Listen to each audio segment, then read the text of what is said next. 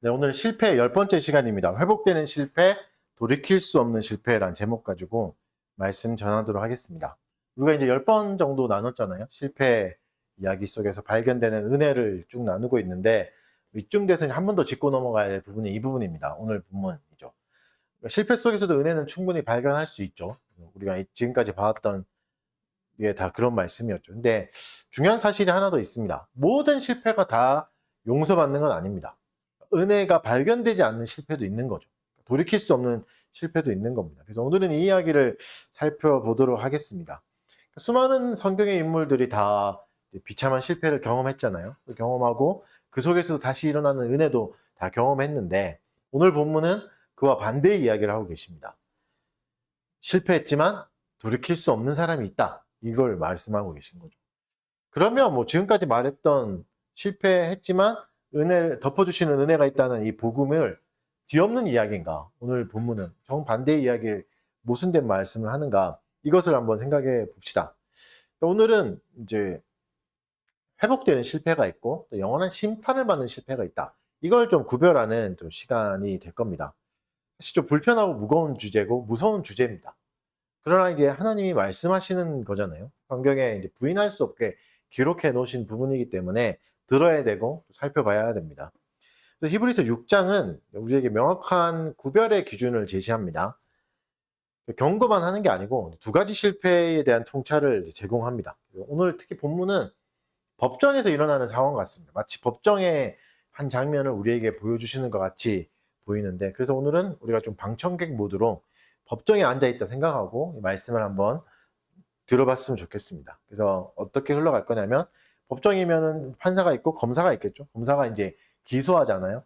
피의자에 대해서 회복 불가능한 실패를 이제 얘기하는데 그걸 좀 들어보고 또 이에 대한 판결 내려지는 걸 보고 그 실패의 의미를 또 살펴보고 그리고 마지막 변호사도 등장합니다. 변호사가 최종 변론을 해주면서 참된 신자를 위한 변론을 해주는 내용을 보고 또 실패가 있음에도 불구하고 구원은 흔들리지 않는다는 걸 한번 살펴보도록 하겠습니다. 자, 이제 그 법정이 열렸다 생각하고 피고석에 이제 한 사람이 있죠. 피고석이 이제 죄 지은 사람이잖아요. 검사가 이제 그의 죄목을 하나씩 읽어가면서 쭉 얘기합니다. 기소하는 거죠. 무슨 죄를 지었냐. 이걸 쭉 읽어가는데 이제 4절과 5절이 그 내용인데 잘 보면 이 죄목들이 어떤 내용이냐면 나쁜 짓을 했다 이런 게 아닙니다. 뭐 하나님을 떠나서 살았다 이런 게 아니라 오히려 뭐죠? 얼마나 큰 은혜를 누렸냐 이겁니다. 죄목인데 그래서 이게 오늘 본문이 말하는 회복 불가능한 실패의 첫 번째 특징입니다. 배교, 타락한 걸 배교라고 할 수 있잖아요. 배교한다는 건 돌아선다는 건 그냥 죄를 지은 게 아니라 수많은 은혜를 경험한 겁니다. 수많은 은혜를 경험하고 수많은 은혜를 경험했음에도 불구하고 그리스도에게서부터 돌아서 버린 주님에게 완전히 돌아서 버린 그런 상황을 말하는 거죠. 그래서 이제 이 사람이 피고석에 앉아있는 이 사람이 누렸던 특권을 오늘 본문이 소상하게 이제 얘기해 줍니다. 크게 4가지 특권을 누렸습니다. 한 번 빛을 발했다. 이게 있었고 또 하늘의 선물을 맛봤다. 성령에 참여했다. 그리고 하나님의 선한 말씀과 내세의 능력을 맛봤다. 이렇게 이제 4가지로 볼 수 있습니다. 이 4가지는 굉장히 강렬한 체험입니다. 그리고 체험이라고 말하기보다 말할 수 없을 정도로 강렬하고 실제적인 경험을 한 거죠. 4가지인데 크게는 3가지 동사로 표현됩니다. 3가지 동사. 비침을 받다, 맛보다, 참여하다. 이 3가지 동사를 한번 살펴보도록 하겠습니다. 3가지 동사가 히브리서에서 계속 또 반복되는 동사예요. 그래서 한 번 빛을 받았다. 동사는 한 번 빛을 받았다고 해서 그냥 순간적인 뭐 이런 포인트, 아하 포인트가 있었다. 이런 게 아니에요. 단순히 그냥 지적인 깨달음을 한번 받았다. 이걸 넘는 수준입니다. 왜냐면 히브리서 10장 32절에서는 빛을 받은 사람이 이렇게 한번 빛을 받은 사람이 고난의 큰 싸움을 견뎌냈다. 이렇게 말씀하시거든요. 그러니까 빛을 받은 게 그냥 한번 잠깐 뭔가 빛을 쬐거나 한번 잠깐 깨달았거나 이 정도가 아니죠. 고난의 큰 싸움을 견딜 정도로. 여러분 고난도 힘들고 큰 싸움도 힘든데 이걸 견디는 건 얼마나 더 대단한 힘입니까? 이걸 견딜 수 있을 정도의 수준의 진리의 빛을 발견한 겁니다. 굉장히 큰 거예요. 복음에 대한 깊은 깨달음이 있었던 겁니다. 잠깐의 그냥 지적 유의 정도가 아니라. 두 번째는 맛봤다 말하거든요. 이 맛봤다도 뭐 하나님의 선물과 하나님의 선한 말씀, 내세의 능력을 맛봤다. 이렇게 말하죠. 이게 뭐 마트에 가서 시식 코너에 있는 음식을 잠깐 맛보고 이거 맛있네. 사야 되겠다. 뭐 이 정도 맛봤다는 말씀이 아니에요. 왜냐하면 히브리서 2장 9절에서 맛봤다고 할 때 누구에게 쓰냐면 그리스도에게 씁니다. 그리스도가 모든 사람을 위해서 죽음을 맛보셨다. 그러니까 그리스도가 죽음을 잠깐 맛보신 거는 체험한 게 아니잖아요. 죽음 체험한 게 아니라 실제로 죽으신 거잖아요. 실제로 육체의 죽음을 경험하신 거죠. 그걸 맛봤다고 해요. 그러니까 맛봤다는 거는 체험을 했다. 간접적인 체험을 했다. 부분적인 걸 봤다. 이런 게 아니라 전체를 다 느낀 거죠. 하늘의 선물, 선한 말씀, 내세의 능력을 깊고도 실제적으로 다 경험했다는 겁니다. 엄청난 경험이죠. 그리고 이 사람은 세 번째는 뭐죠? 외적인 성령의 역사, 이것도 경험했다. 참여했다. 이렇게 말합니다. 이건 또 3장 14절에 나옵니다. 히브리서 3장 14절에 그리스도와 함께 참여한 자가 된다. 라고 할 때 쓰는 참여예요. 그러니까 실제적인 표현입니다. 가짜가 아닌 거죠. 그래서 이 모든 것을 실제적으로 경험한 겁니다. 다 체험한 거죠. 그러니까 예를 들면 복음의 능력으로 사람들이 막 뒤집어지고 회심하는 것을 직접 보거나 아니면 직접 참여했을 수도 있고 그것에 훌륭한 도구가 되어서 복음의 전도자가 돼서 대단한 전도자의 삶을 살면서 많은 사람이 회심하는 걸 직접 경험한 적도 있었다. 뭐 이렇게 볼 수 있는 거죠. 그리고 성령의 능력으로 사람들을 치료하는 일까지도 경험했다는 말입니다. 실제로 다 해봤다는 말이죠. 엄청난 말이죠. 그러니까 이 사람의 특징은 일단은 뭐죠? 교회 다니는 사람이에요. 교회 밖에 있는 사람이 아닌 거죠. 교회를 다니는 사람이고 교회에서도 그냥 주변인이 아니라 굉장히 중심에 있는 상당히 중심에 있는 인물이라고 볼 수 있는 겁니다. 왜냐하면 이런 체험을 할 수 있는 건 누구나 다 할 수 있는 건 아니잖아요. 많은 사람이 다 할 수 있는 건 아니잖아요. 그러니까 굉장히 중요한 인물이었고 굉장한 체험을 실제적으로도 많이 했던 사람입니다. 대단한 사람이라는 거죠. 이 지점이 사실 우리를 좀 두렵게 합니다. 강력하고 실제적인 경험을 했잖아요. 이런 사람들이. 이걸 했는데 이런 사람을 교회에서 만나보기도 어렵잖아요. 교회에서도 만나보기도 어려운데 왜죠? 왜 어렵죠? 귀하니까. 잘 없으니까. 근데 이런 사람이 배교자가 된 거예요. 타락한 자가 된 겁니다. 하나님으로부터 완전히 떨어져 버린 자가 된 거죠. 여러분 이런 거 체험해 본 적 없는 분이 대부분이잖아요. 이런 걸 우리는 체험도 못 해봤는데 이걸 다 체험한 사람은 또 타락했다면 우리가 했던 체험들, 우리가 했던 경험들은 너무나 미천한데 너무 이거 비교하면 너무 무의미한데 힘을 발휘할 수 있을까? 이런 생각이 들 수 있잖아요. 그래서 나는 나의 구원은 어떻게 되지? 나도 붙어 있을 수 있을까? 하나님께 이런 이제 걱정이 되는 본문인 거죠. 그래서 여러분 이 질문에 나의 구원은 안전한가? 나의 체험들, 내가 직접 깨달음들, 내가 배웠던 것들, 익히었던 것들, 성경을 통해서 내가 깨달았고 체험했던 건 다 뭐지? 이런 질문 앞에 정확한 답을 내리려면 두 가지를 좀 구별해야 됩니다. 강렬한 체험과 지식들, 내가 쌓았던 모든 경험들과 그리스도와의 연합, 이 개념이 같은 것은 아니다. 항상 같을 수는 없다는 것을 좀 알아야 됩니다. 이 배교자의 경험, 타락한 자의 경험은 굉장히 실제적인 경험이죠. 대단한 경험이에요. 은혜를 제대로 체험한 겁니다. 은혜를 제대로 경험한 거, 제대로 누린 거죠. 그러니까 뜨거운 불 곁에서 가장 가까이 그 불을 본 거예요. 가장 뜨거운 열기를 체험한 거죠. 그런데 그 본질은 어떤 거죠? 그리스도와 연합된 건 아니죠. 여전히 차가운 나무 가지와 같은 사람입니다. 불은 굉장히 가까이 갔지만 뜨거움을 가장 가까이서 체험해서 너무 열기를 경험해봤지만 그 자체는 차가운 나무 가지였던 거죠. 그래서 여러분 성경이 말하는 구원의 본질은 얼마나 뜨거운 불을 경험했냐가 아닙니다. 너 뜨거워져 봤냐? 뜨거운 체험을 해봤냐? 이게 아닌 거죠. 성경은 구원을 뭐라 말하죠? 하나님의 주권적인 사역이라 말하고 비유를 어떻게 하죠? 나무가 활활 불타오르는 것을 비유하지 않고 오히려 어떻게 하죠? 그리스도라는 새로운 나무에 접붙임 당한다. 접붙임 받는 것을 구원이라고 비유해서 말씀하시죠. 나뭇가지가 활활 불타오르는 게 아니라 접붙임 당하는 게 구원이다. 그래서 여러분 불타오르는 것은 화려하고 강렬한 감정이고 체험이지만 생명은 없는 거죠. 아무리 불타올라봤자 그 나뭇가지는 그냥 사라질 수밖에 없죠. 생명은 없습니다. 그 생명은 어디에 있죠? 가지는 볼품 없지만 불도 한 번도 체험하지 못했지만 나무에 붙어 있다면 생명이 흐르는 거죠. 어디에 접붙임 당하나, 그게 더 핵심인 거죠. 그래서 구원은 외적이고 뭐 일시적인 체험이 아니라 내적인 거고 영원한 생명의 연합인 겁니다. 요거를 잘 구별을 해야 하는 거죠. 그래서 성경을 보면 이런 강렬한 경험을 한 사람이 많이 나오잖아요. 초자연적인 경험을 한 사람이 많이 나오죠. 앞에서 말했던, 기소했던 내용을 다 경험한 사람도 있습니다. 근데 이 중에는 성경이 명확하게, 하나님이 명확하게 악인이다, 나쁜 사람이다, 하나님과 반대편에 있다 라고 이제 명명하신 사람도 있어요. 그 중에 대표적인 사람이 발람이라는 선지자입니다. 이스라엘 백성을 저주하기 위해서 고용당한 사람이죠. 뭐 우리로 예를 치면 요즘 그런 거 있잖아요. 무당이 이제 살을 날린다 뭐 이런 거 있잖아요. 그런 것처럼 이제 저주를 하기 위해서 이제 고용당한 사람이 이제 발람이라는 사람인데, 하나님의 영에 감동됩니다. 발람이 갑자기. 그래서 어떻게 하죠? 오히려 예언하고 축복해요. 원래는 저주하기 위해서 고용받았는데 그렇게 되죠. 저주, 축복, 그러니까 선지자의 역할을 한 거예요. 그리고 다윗을 죽이려 했던 사울왕도 마찬가지죠. 사울도 하나님의 영을 받아서 선지자처럼 예언했던 적이 있습니다. 그래서 바울도 뭐 서울도 선지자냐 막 이런 속담이 생길 정도다. 라고 성경은 이제 증언하잖아요. 예수님이 12제자 중 예수님을 팔았던 가룟 유다도 귀신을 쫓아내는 능력을 받았잖아요. 실제로 다 경험했고 실제로 일했고 초자연적인 사역을 했습니다. 그러니까 이들 모두 잘 보면 강렬한 하나님의 은혜를 체험하고 직접 사용하기도 했죠. 그러나 그 누구도 그리스도와 연합되지는 않았습니다. 하나님과 연합됐다고 말할 수는 없는 사람인 거죠. 그러니까 소유하지 못한 근접성만 가진 겁니다. 가까이 있었으나 가지진 못했죠. 생명을 가까이서 보고 누렸으나 가지진 못했던 사람입니다. 가까이 있었으나 연결되지 않은 것. 배교자들, 은혜에서 돌이킨 사람들, 구원의 혜택은 다 누린 겁니다.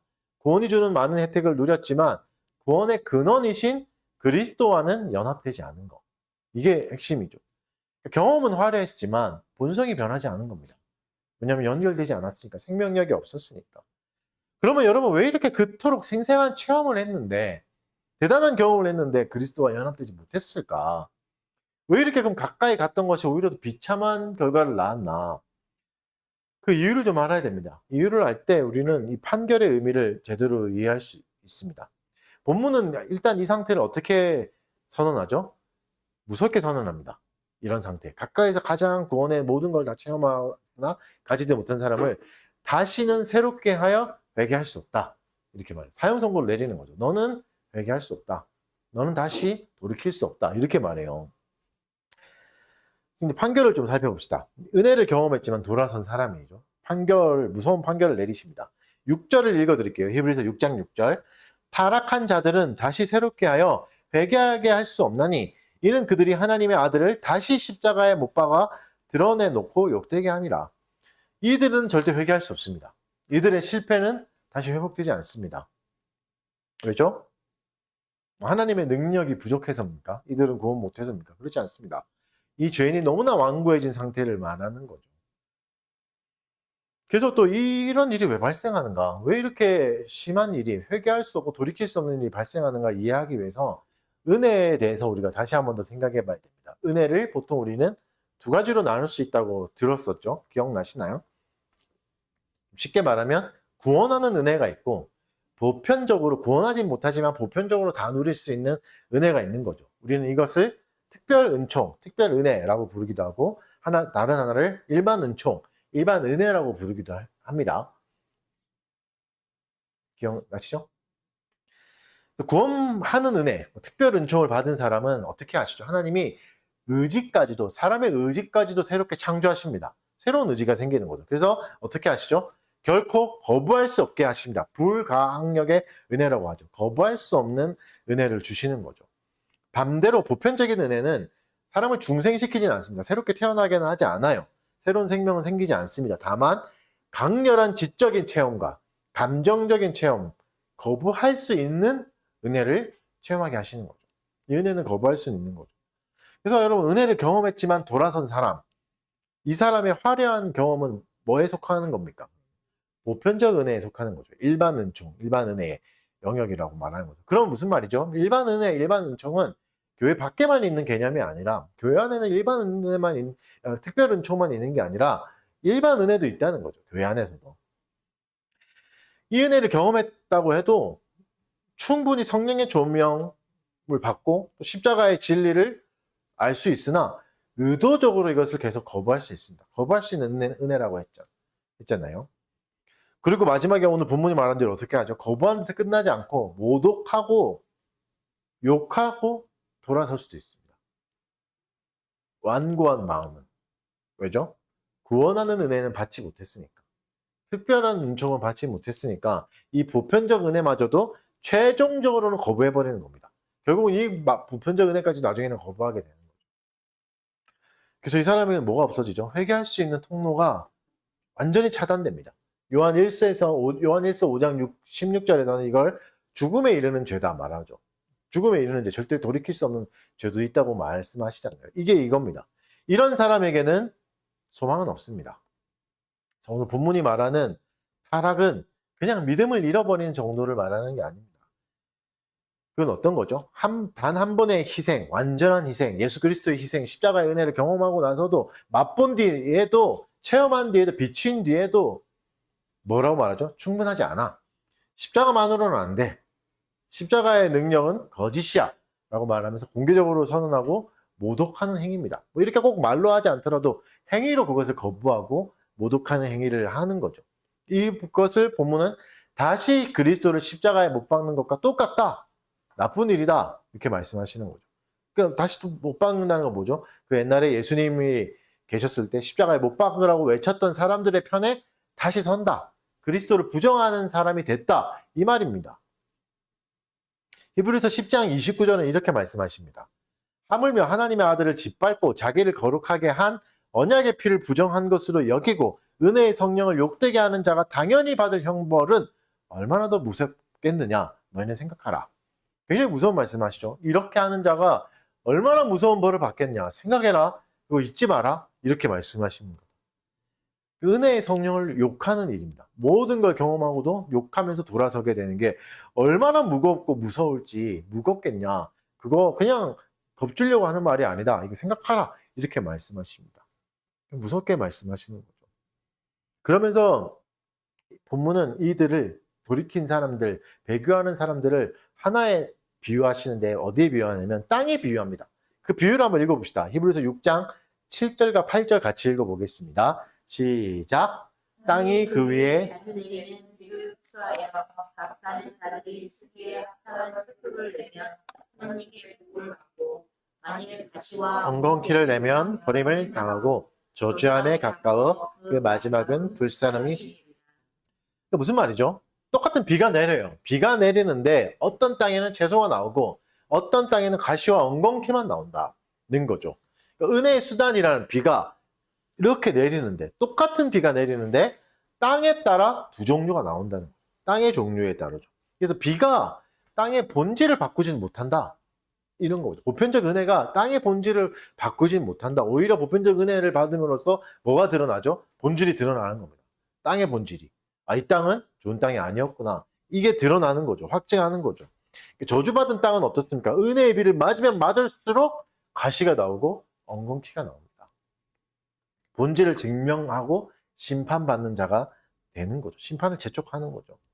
고린도후서에도 비슷한 말씀이 나오죠. 2장 15절, 16절. 그 그리스도의 향기가 누구에게는 향기가 되지만, 생명의 향기가 되지만 누구에게는 사망의 냄새가 된다. 똑같은 건데 똑같은 것이 누구에게는 향기고 누구에게는 사망의 냄새가 된다.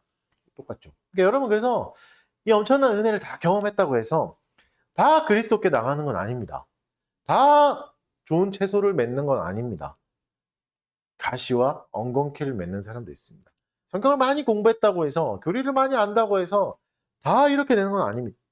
알면 알수록 가시와 엉겅퀴가 많이 나오는 사람도 있습니다. 아, 나는 교리를 많이 배웠으니까, 공부를 많이 했으니까, 성경을 많이 했으니까 좋은 거 막 많이 맺히겠지 했는데, 아니요. 땅의 본질에 따라 다른 거죠. 똑같은 걸 경험하고 내 지식을 쌓여가는데 가시가 더 많이 나오는 사람도 있습니다. 엉겅퀴가 더 많이 나오는 사람도 있어요. 그리스도와 더 멀어지는 거죠. 되게 무섭고 비참한 일이죠. 그래서 여러분, 우리가 부러워하는 대단한 체험, 와, 저 사람은 대단한 클래스에 있구나, 저거는 되게 엄청난 지식을 쌓고 엄청난 걸 많이 알고 계시네, 이렇게 부러워하고 두려워하고 열등감을 느끼는 사람이 오히려 그 사람이 경험했던 모든 것들이 가장 무서운 도구가 될 수 있는 겁니다. 근데 성경에는 사실 이런 사람들이 계속 나와요. 구약에서부터 신약까지 계속 나옵니다. 은혜의 기적을 경험하였음에도 불구하고 이스라엘 백성 출애굽 세대의 대부분은 어떻게 했죠? 만나를 보면서 기적을 다 경험했지만 애굽으로 돌아가겠다 하죠. 오히려 은혜를 다 체험했지만 다시 돌아가자고 해요. 멸망했습니다. 광야에서 다 죽었죠. 출애굽 세대. 이 비극들은 계속 반복되는 거죠. 은혜를 경험했는데 오히려 나의 가시와 엉겅퀴가 더 많아지는 일이 생기는 겁니다. 그 은혜의 비를 맞고도 가시를 내고 엉겅퀴를 내는 땅, 이게 은혜를 경험한 사람의 경험하고 돌아선 사람의 마지막 모습이었습니다. 여러분, 이 비유가 편안하진 않으시죠?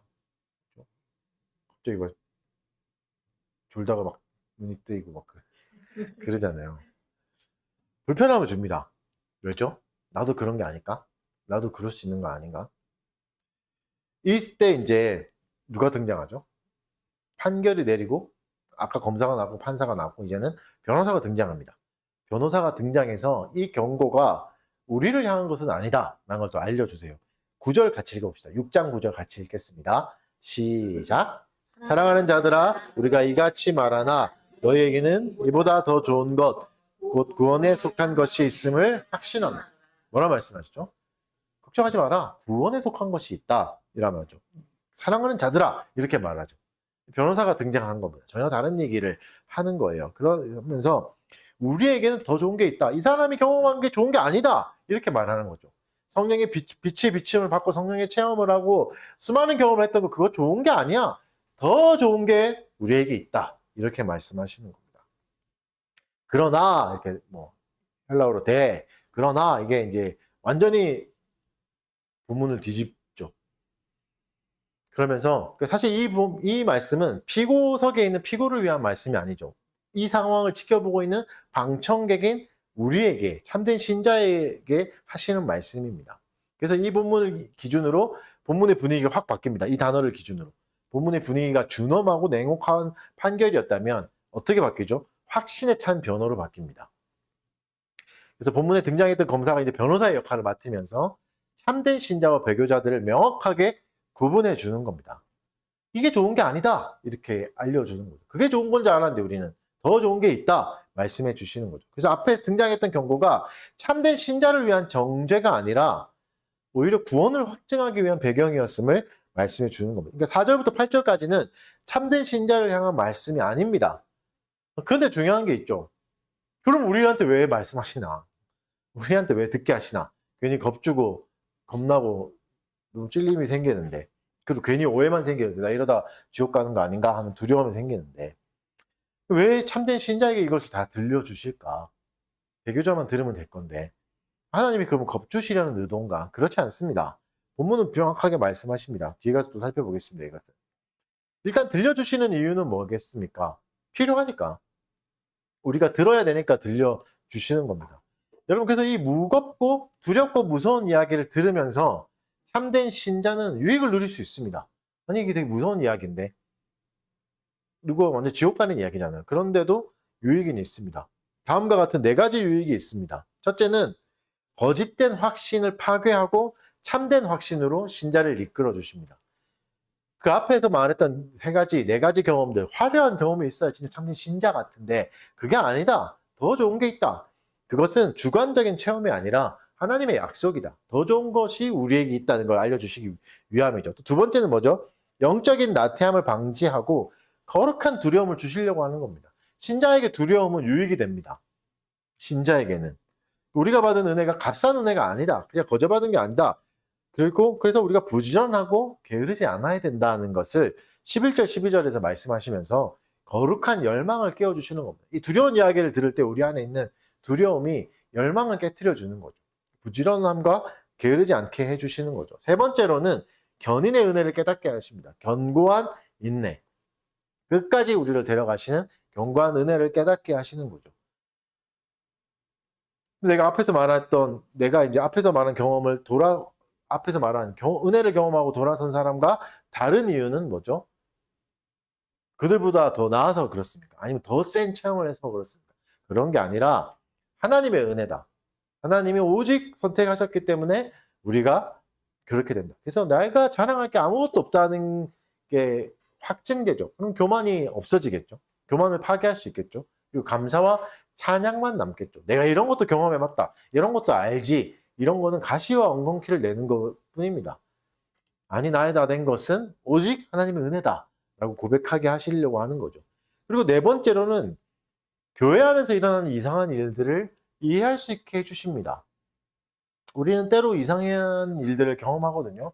아니 어떻게 저 사람이 배교할 수 있지? 아니 저랬던 사람이 어떻게 저렇게 돌아설 수 있지? 이런 일들을 많이 경험하거든요. 이게 이해되지 않아요. 우리가 치고는 우리의 생각으로는 저 사람이 나보다 더 대단하고 더 잘났고 더 하나님과 가깝고 하나님과 친한 사람 같았는데 완전히 하나님을 배신하고 돌아서는 행동을 하거든요. 그런 게 교회에서는 자주 일어납니다. 가룟 유다가 예수님을 배신한 일을 우리가 어떻게 이해하겠습니까? 엄청난 은사를 가진 목회자나 강력한 전도자의 추락, 이게 이미 성경에도 예견되어 있는 일이다 라는 걸 알려주시는 겁니다. 그래서 이해할 수 없는 이 어려운 사건도 받아들일 수 있게 해주시는 겁니다. 이걸 통해서. 아무리 대단한 목사라도, 아무리 대단한 신학자라도, 교회 지도자라도 얼마든지 타락할 수 있습니다. 그리스도에게서 멀어질 수 있고 돌아설 수 있습니다. 더 극단적으로 말하자면 이런 대단한 사람이라도 지옥 갈 수 있는 겁니다. 여기서 끝내면 너무 두렵죠. 한 가지 더 봅시다. 그래서 땅이라고 하셨잖아요, 우리를. 땅인데 땅이 어떻게 열심을 냅니까? 그런데 땅이 스스로를 갈거나 할 수는 없잖아요. 수동적인 존재잖아요. 땅은 그냥 은혜의 비를 받고 하는데 내가 뭘 갈고 널 열심을 낼 수 있을까? 여러분 이게 비유의 한계입니다. 하나님 우리 비유를 통해서 알려주시는 건데 비유는 완벽하게 모든 개념을 확 다 담을 수는 없습니다. 비유는 항상 한계가 있어요. 한계가 있어요. 그래서 비유가 잘못됐냐? 그런 게 아니라 비유를 통해서 우리가 어떻게 해야 되는 거죠? 개념을 추적해가는 수고로움을 항상 더해야 됩니다. 아, 이 비유를 들었으니까 이게 끝이다. 우리는 땅이야. 이렇게 해서 끝나는 게 아니라 그럼 우리는 어떻게 살아야 되지 하고 더 나의 지적인 능력을 더하고 수고로움을 내고 열심을 내서 그 원래의 개념을 자꾸 쫓아가야 됩니다. 물론 다 담을 수 없다 할지라도 노력해야 되죠. 그래서 여러분 성경의 다른 부분에서는 또 다른 모습 말합니다. 일단 먼저 성경은 수동적인 땅의 모습이라고 우리를 말씀하긴 합니다. 에스겔 36장 26절 또 새 영을 너희 속에 두고 새 마음을 너에게 주되 너희 육신에서 굳은 마음을 제거하고 부드러운 마음을 줄 것이다. 이게 일방적인 수동성을 말하죠. 너에게 새 영을 주고 너희 마음에 굳은 거 다 파내고 새 마음 주고 새 의지를 줄 거야 라고 말씀하시죠.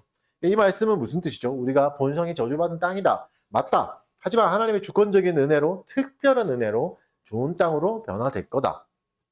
이런 면에서는 우리가 수동적인 수혜자일 뿐입니다. 근데 하나님은 우리를 땅이라고만 하지 않습니다. 좋은 땅이 된 우리에게 새로운 책임도 주십니다. 그 땅을 부지런히 경작해야 되는 농부라고도 명명하십니다. 고린도후서 3장 6절에서 9절은 이렇게 말씀하십니다.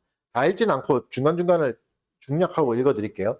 나는 심었고 아볼로는 물을 주었으되 오직 하나님께서 자라나게 하셨나니 심는 이나 물 주는 이는 아무것도 아니로되 오직 자라게 하신 이는 하나님뿐이니라. 중략하고 우리는 하나님의 동역자들이요 너희는 하나님의 밭이요 하나님의 집이니라. 이렇게 말씀하시죠. 그러니까 우리는 하나님의 밭이면서도 집이다. 그리고 동역자다. 하나님의 동역자다라는 역할까지도 주시는 거죠. 땅이지만 땅에서 또 다른 역할을 부여해 주시는 거죠. 너는 이제 농부다. 땅에서 농부가 돼서 그 땅을 경작하라 라고 말씀하시는 겁니다. 그러면 우리는 좀 개념이 어렵죠. 수동적인 은혜를 그냥 체험하고 담아야 되는 땅인가? 아니면 열심을 내야 되는 능동적인 농부인가? 두 개를 말씀하시죠. 성경은 두 가지를 다 말씀하십니다. 성경은 다 말씀하세요. 그래서 이게 모순이 아니라 하나님의 주권과 인간의 책임이라는 위대한 신비죠. 하나님의 주권을 다 발휘하면서도 인간의 책임을 계속해서 사용하게 하시는 것, 요구하시는 것입니다. 그래서 우리가 전적인 은혜로 좋은 밭이 된 거죠. 하나님의 전적인 은혜로 좋은 밭이 되고 그 은혜의 힘으로 하나님 우리에게 직임을 주시는 거죠. 농부의 직임을. 그래서 밭을 경작하는 하나님의 동역자로 우리를 불러주시는 겁니다. 밭에서 끝나는 게 아니라 그냥 수동적으로 받기만 하는 존재가 아니라 이제는 농부의 역할도 감당하라 말씀하시는 거죠. 그래서 빌립보서에서 이렇게 말씀하십니다. 유명한 구절이죠. 빌립보서 2장 12절 13절 읽어드릴게요. 그러므로 나의 사랑하는 자들아 너희가 나 있을 때뿐 아니라 더욱 지금 나 없을 때에도 항상 복종하여 두렵고 떨림으로 너희 구원을 이루라. 너희 안에서 행하시는 이는 하나님이시니 자기의 기쁘신 뜻을 위하여 너희에게 소원을 두고 행하게 하시나니. 이 본문이 하나님의 주권과 인간의 책임을 가장 잘 말해주는 본문 중에 하나입니다. 먼저 뭐라 말씀하시죠? 두렵고 떨림으로 구원을 이루라 이렇게 말씀하시죠. 그러면 이렇게 오해할 수 있어요. 그럼 구원을 내가 완성해야 될 미션인가? 내가 두렵고 떨림으로 못하면 이거 실패하는 건가 구원이? 이렇게 볼 수 있죠. 근데 뒤에서 바로 설명해 주시죠. 행하시는 이는 그 안에서 행하시는 이는 하나님이다 이렇게 말씀해 주십니다. 그러니까 하나님이 하시는 건데 너도 열심을 내라 이렇게 말씀하시죠. 여기서 이루다는 단어, 두렵고 떨림으로 이루라는 말은 무에서 유를 만들라는 게 아니에요. 아무것도 없는 상태에서 네가 한번 만들어봐라 이런 게 아니라 뭔 말이죠? 하나님이 행하신다는 것은 원인도 주시고 재료를 다 주신다. 하나님 다 주시고 행할 힘도 주신다. 그러니 마땅히 최종적으로 도달해야 될 결과로 나타나게 하라. 열매가 맺히도록 하라. 노력하라는 겁니다. 그러니까 있는 것을 잘 관리해서 잘 맺으라 이 말씀이죠. 그건 힘은 모두 다 하나님이 제공해 주신다 이거죠. 여러분 농부가 굉장히 능동적인 것 같아 보이지만 결국 농부가 농사에 잘 되면 결국 하늘에 달려 있는 거잖아요. 그해 비가 제때 오나 햇빛이 제때 내리나. 농부는 수동적인 주체적인 행동을 하지만 결국 수동적입니다. 하늘에다 달려 있는 거잖아요. 그렇죠? 이미 우리에게 주신 좋은 땅을 잘 관리해서 좋은 열매를 거두라는 말씀입니다. 그래서 여러분 우리가 바치면서도 농부다 아는 거 모순되는 개념이 아니라 하나님이 다 맡겨주시는 거죠. 둘 다를. 그러니까 우리가 경작하는 그 행위조차 농부가 하는 행위조차도 하나님께서 궁극적인 농부이신 하나님께서 우리에게 소원을 두시고 행하시는 일의 결과다.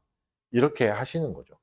그래서 여러분 하나님이 우리 안에서 일하기 때문에 두렵고 떨림을 가지고 구원을 이루어가는 농부의 역할을 할 수 있는 겁니다.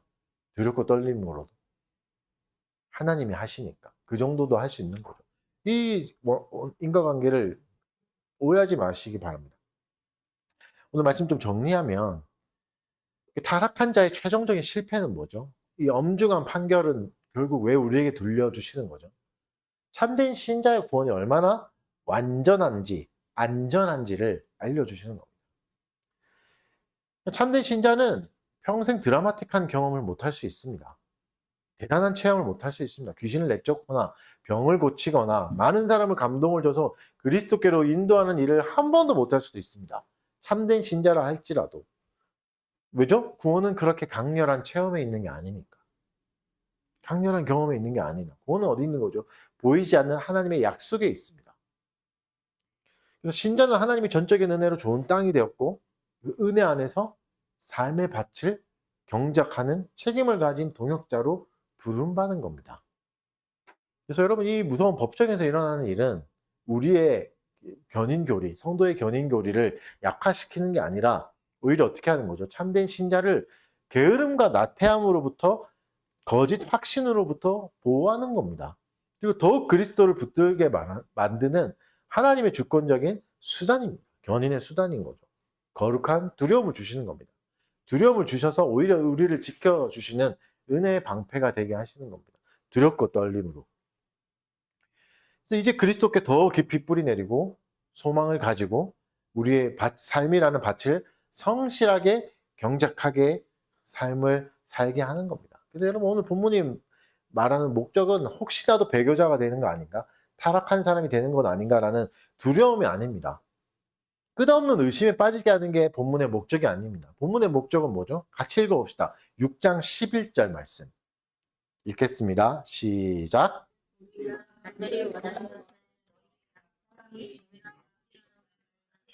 끝까지 소망의 풍성함에 원하는 게 무엇인 거죠? 동일한 부지런을 나타내라. 동일한 너도 나도 모두가 그리고 소망의 풍성함에 이르러라. 그래서 여러분 우리가 과거의 경험이 부족한 것을 두려워하거나 의심하지 않아도 됩니다. 왜 나는 성령의 은사가 없지? 왜 나는 방언을 못하나? 왜 나는 이런 체험을 못했지? 그거는 구원과 상관없다는 거죠. 오히려 이런 경고를 하심으로 해서 우리를 헛된 것을 추구하는 영적인 잠에서 깨어나게 하시는 겁니다. 그게 오히려 게으른 겁니다. 이런 체험만 쫓아다니는. 그게 오히려 게으른 거죠. 성신은 뭐죠? 믿음과 오래 참음으로 약속을 향해 나아가는 삶이 성실한 겁니다. 이게 두렵고 떨림을 이루는 삶인 거죠. 그럼 마지막으로 좀 더 세밀하게 적용을 해보면 우리가 경작해야 될 밭이 어딥니까? 우리가 맺어야 될 열매가 뭡니까? 농부는 어떻죠? 농부는 여러분 절대 혼자 뭔가를 할 수 없어요. 농부는.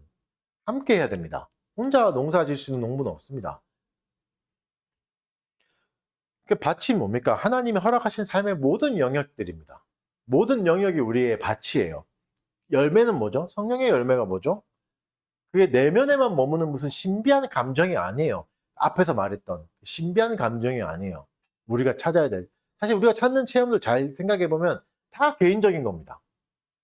내가 느꼈고, 내가 받고, 내가 했던 경험들인 거죠. 성경이 말하는 열매는 뭐죠? 사랑과 희락과 화평과 오래 참음, 자비, 양선이잖아요. 충성. 이게 다 뭐와 관계 있죠? 관계 속에서 맺혀지는 거죠. 혼자 맺어지는 건 아무것도 없어요. 관계 안에서만 맺혀집니다. 반드시 타인이 필요합니다. 이웃이 필요합니다. 거기서 맺혀지는 게 성령의 열매죠. 참된 농부의 성실함은 뭐죠? 우리가 발로 딛고 있는 삶의 현장, 우리의 가정과 우리의 일터인 거죠. 우리 일터에서만 맺히는 겁니다. 어떻게? 관계 안에서. 관계 안에서. 내 안에 좋은 땅을 일구는 사람은 어떤 사람입니까? 좋은 열매를 거둬서 혼자 나누는 건 하나도 없어요. 가족과 나누게 되고, 동료들과, 일하는 동료들과 나누게 되고, 함께하는 사람들과 나누게 되는 사람입니다. 오히려 내 안에 가시덤불을 걷어내는 거죠. 관계의 쓴뿌리들을 걷어내는 거죠. 관계를 해치는 가시와 덤불이 뭐죠? 불의함, 이기심, 뭐 이런 거잖아요. 이런 가시덤불을 걷어내기 위해서 애쓰는 사람이 진짜 하나님의 동역자다. 이렇게 말씀해 주시는 겁니다. 그럼 여러분 이렇게 말씀하실 때 진짜 구원을 확증해야 되는 곳은 오히려 가정이 되는 거죠. 오히려 우리의 일터가 될 수 있는 거죠. 그러면 우리의 가정과 일터는 뭐죠? 생존을 위한 전쟁터가 아니라 하나님의 성품을 드러내고 좋은 문화를 만들어가는 소명의 현장이 될 수 있는 겁니다. 거룩한 소명의 현장. 관계만 있다면, 사람들만 있다면 거룩한 소명의 현장이 되는 거죠. 돈을 많이 받아야 그렇나요? 그게 아니라 뭐 좋은 성과를 내야 되냐 그게 아니라 인간관계 안에서 좋은 걸 맺어야 되는 거죠. 이게 진짜 좋은 땅으로 변화되는 삶이고 이게 농부로 부름받은 참된 신자만 할 수 있는 영광스러운 책임입니다. 하나님 우리를 거기로 부르시는 겁니다. 하나님이 진짜 우리에게 주신 더 좋은 것은 그거다라고 말씀하시는 거죠. 가정이고 함께 할 수 있는 사람들이고 부딪히는 사람들이다. 이게 훨씬 더 좋은 것을 주시고 더 좋은 열매를 맺을 수 있는 곳이다라고 말씀해 주시는 겁니다. 사랑하는 여러분, 이 모든 책임을 신실하게 감당하는 하나님의 복된 농부들이 되시기를 주의 이름으로 축원합니다. 네. 같이 기도하도록 하겠습니다. 오늘 들었던 말씀을 또 생각하면서 하나님의 주신